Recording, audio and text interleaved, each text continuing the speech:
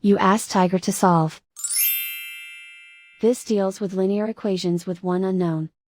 The final result is a equals -60. Let's solve it step by step. Isolate the a.